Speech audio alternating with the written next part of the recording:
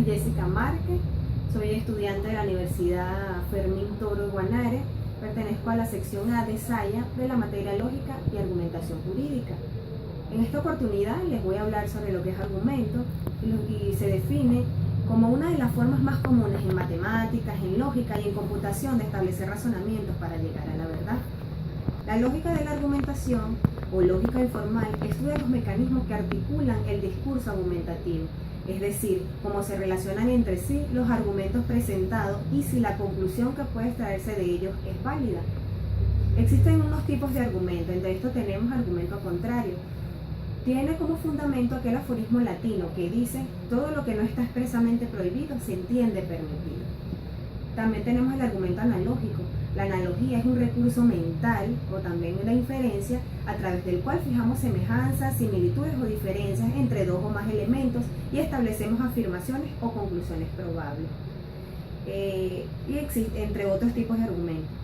Por su parte, el argumento del carácter completo del ordenamiento jurídico. Este expresa que el sistema jurídico aspira a ser completo y coherente, unidad que no se alcanzaría si la equidad y la reciprocidad se sometieran a juicio de convivencia del gobierno nacional, de donde infiere que no habría materialmente ninguna dirección constitucional prevista del manejo de las relaciones exteriores.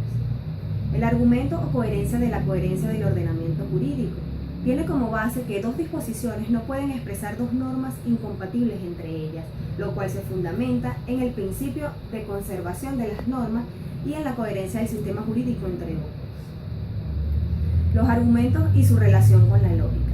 Es importante aprender a distinguir a los argumentos de menos grupos de proporciones que no cumplen con los requisitos necesarios para hablar de argumentos. Los argumentos consisten en grupos de proposiciones en los que hay algunos que actúan como premisas que en virtud de la inferencia lógica justifican otra proposición que llamamos conclusión. Asimismo, quien presente un argumento está formulando dos presunciones acerca de dicho argumento.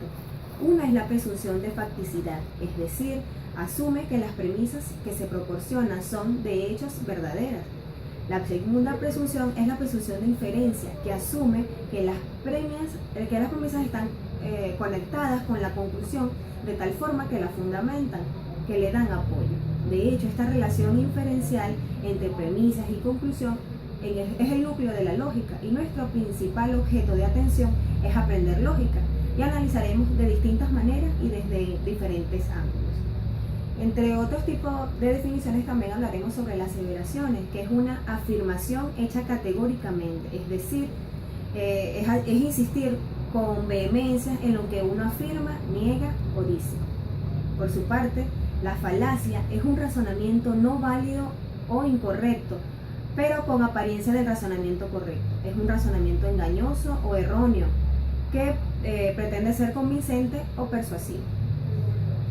Por su parte, paralogismo es un argumento o razonamiento falso que se plantea sin una voluntad de engaño y que tiene la forma de un silogismo o más frecuentemente de un entimeno.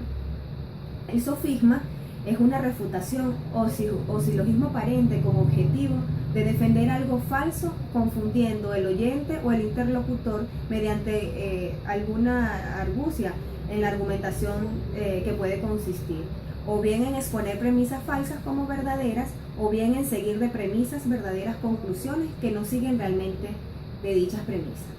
Para finalizar, y a manera de conclusión, se puede decir que la importancia de la lógica de la argumentación radica en examinar la validez de los argumentos en términos de su estructura, que es la estructura lógica, independientemente del contenido específico del discurso y de la lengua utilizada en su expresión y de los estados reales a los que dicho contenido se puede referir.